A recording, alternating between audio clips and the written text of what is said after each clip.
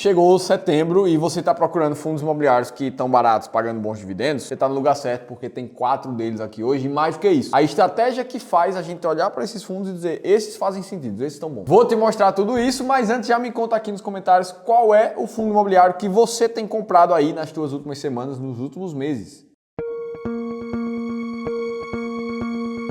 E o primeiro fundo imobiliário aqui já é o SARE11, Santander Renda de Aluguéis. Fundo de lajes comerciais que tem praticamente 80% da carteira em imóveis físicos. E desses imóveis físicos, praticamente a metade é no que eles chamam de WT Morumbi, imóvel de lajes comerciais ali em São Paulo. Esse fundo está alocado com 70% da carteira dele em inflação e IGPM e ele tem carregado uma vacância nessas lajes corporativas de mais de 10%, como mostra essa imagem aqui. Apesar disso tudo, eles dizem lá no relatório de gestão que estão em tratativas com 2 novos inquilinos para ocupar as lajes comerciais do WT Morumbi. Mas essa vacância e as dívidas do fundo que eu já vou te mostrar tem feito as cotas caírem mais de 27% nos últimos 12 meses. E mesmo com o reaproveitamento dos proventos, a gente vê uma queda de quase 18% no fundo. E o empreendimento imobiliário do WT Morumbi ainda carrega uma dívida de mais de 300 milhões de reais ali que o SARE está carregando. E eles mostram isso no relatório de gestão. Mas esse fundo está na estratégia não é por nada disso, é porque as métricas que trazem o resultado que o mercado está dando de cotação para ele mostram uma mediana de dividend yield mensal de 0,94% ao mês e um preço sobre valor patrimonial de 0,59%, mostrando que ele está com 40% de desconto do que o fundo realmente vale sendo vendido agora no mercado. Apesar dele ter caído bastante, o mercado de fundos imobiliários como um todo, medido ali pelo IFIX, que é o seu principal índice, tem ficado de lado nos últimos 2 meses, mesmo depois de uma subida muito forte no segundo trimestre de 2023, como mostra essa imagem. Só que o fato disso tudo é que o ambiente macroeconômico no Brasil melhorou. A gente consegue ver isso com a expectativa de inflação voltando para dentro da meta, que está abaixo de 5% em 12 meses aqui. E a inflação medida também está abaixo de 5% em 4,2% nos últimos 12 meses, mais ou menos. E essa conjuntura toda fez com que o Banco Central conseguisse voltar a baixar a taxa Selic depois de 3 anos só de subida e de taxa Selic sendo mantida no Brasil. E não foi só isso. Para a reunião de setembro agora também, nos próximos dias, o Banco Central já tem a expectativa de cortar mais 0,5% na Selic. E se você já me acompanha aqui há algum tempo, sabe que quando a Selic está caindo, os ativos de risco tendem a se valorizar. Dividendos, ações, fundos imobiliários e por aí vai. Dito isso, podem ter ainda novas altas para o mercado de fundos imobiliários, lembrando que a valorização que já teve em 2023 foi bastante considerável. E aí muita gente pode perguntar: Felipe, mas depois dessas altas todas, será que ainda vale a pena comprar fundo imobiliário? Será que eles vão subir mesmo? E a resposta é que sempre vale a pena ter uma classe de investimentos que seja vencedora na tua carteira, como é o caso de fundos imobiliários. E mais do que isso, sempre vão haver fundos que estão mais baratos do que a média, que tendem a se valorizar mais quando o mercado voltar. Só que para encontrar eles, você precisa de uma estratégia clara. E foi com uma estratégia que a gente encontrou o fundo imobiliário número 2, o Habitat Recebíveis Pulverizados de código HABIT11. Esse é um fundo imobiliário de CRIs que tem basicamente 3 estratégias dentro da sua carteira. Praticamente 80% da carteira do fundo está investido na estratégia Core, que eles chamam, e visa investir em CRIs pulverizados, esse é o nome. Basicamente, eles buscam emprestar dinheiro ali, já expliquei como é que funciona um fundo de CRI aqui no canal, e eles emprestam para empreendimentos de loteamento, de condomínios fechados, de resorts e outros empreendimentos que são abertos ao grande público, para vender cada uma das pequenas unidades daquele empreendimento imobiliário. Já outros 15% da carteira do HABIT11 são alocados na estratégia tática que eles falam. Essa visa comprar CRIs que estão mais baratos no mercado para depois tentar vender um pouco mais caro. E por último tem a estratégia de liquidez com 5% da carteira do fundo, mais ou menos, que está dentro ali daquelas rendas fixas que estão rendendo pelo menos o CDI. E assim fica a alocação final do HABIT11. Olhando para os últimos 12 meses, a cotação do fundo chegou a subir cerca de 2%. E utilizando a planilha inteligente de fundos imobiliários aqui para encontrar as informações do HABIT11, o que a gente vê é que nos últimos 12 meses, com o reinvestimento dos proventos, esse fundo já valorizou mais de 18%, chegando a ficar 9% acima do IFIX. E isso também acontece nos últimos 24 meses, ou seja, o fundo está performando bem. Além disso tudo, ele ainda está com preço sobre valor patrimonial um pouco abaixo de 1 ali, em 0,98, e pagando um dividend yield mensal de 1,25%.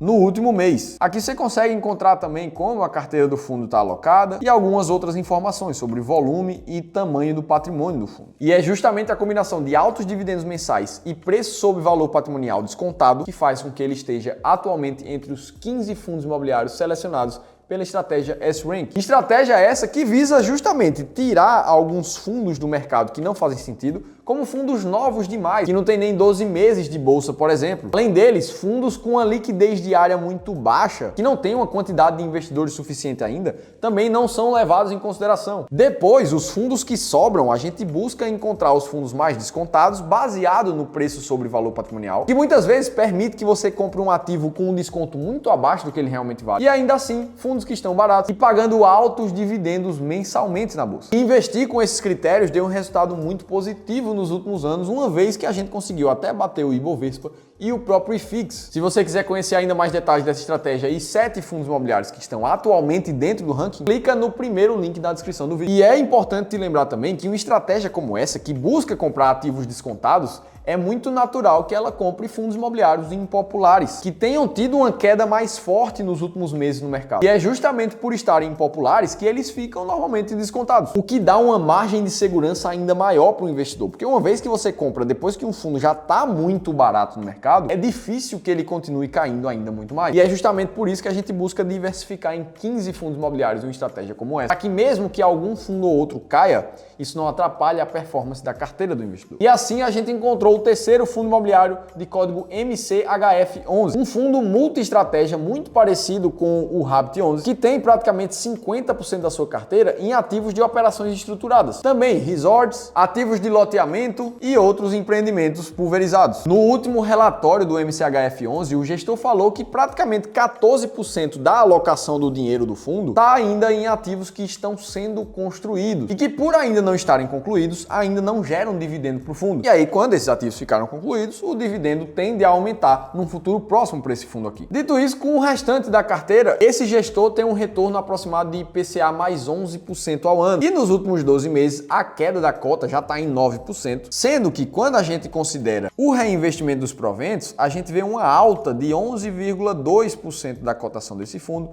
também ficando acima do IFIX em mais de 2%, o que também se repete nos últimos 24 meses. E ainda assim, esse fundo está com preço sobre valor patrimonial de 0,96, mostrando um leve desconto de 4%, e também está com uma mediana de dividend yield de 1,15% ao mês. E aí a gente fala de ativos que são mais impopulares, alguns até estão com performance melhor, mas alguns outros da estratégia, como a gente já falou aqui no canal, tem tido uma performance mais difícil. É o caso lá do HCTR, do DEVA 11, e muita gente pode ficar confusa. Poxa, Felipe, mas se eu invisto em fundos imobiliários numa hora que os fundos estão performando mal, será que isso não vai afetar muito a minha carteira como investidor? E aí, bom, eu resolvi te mostrar um caso prático que aconteceu com um dos nossos investidores aqui do serviço de Wealth, que já aconselha quase R$1,5 bilhão dos nossos clientes no Clube do Valor. Esse cliente aqui, que já está com a gente já há algum tempo considerável, alguns anos, ele está com o retorno da carteira dele em 70% atualmente, o que fica bem acima do CDI e praticamente o dobro da inflação IPCA. Visto de forma gráfica, essa linha azul escura normalmente está sempre por cima do CDI, mostrando uma performance muito positiva da carteira dele como um todo. E isso está acontecendo mesmo que a carteira de fundos imobiliários desse investidor aqui teve uma rentabilidade até abaixo do IFIX nos últimos 2 anos. O que segurou uma rentabilidade muito positiva foi o restante da alocação da carteira desse cara, que tem um desenho de estratégia no que a gente chama de carteira imbatível aqui no nosso time de Wealth do Clube do Valor. E consiste basicamente em você ter uma alocação ideal como essa que está na tela para vocês e seguir de forma muito disciplinada essas proporções que a carteira diz.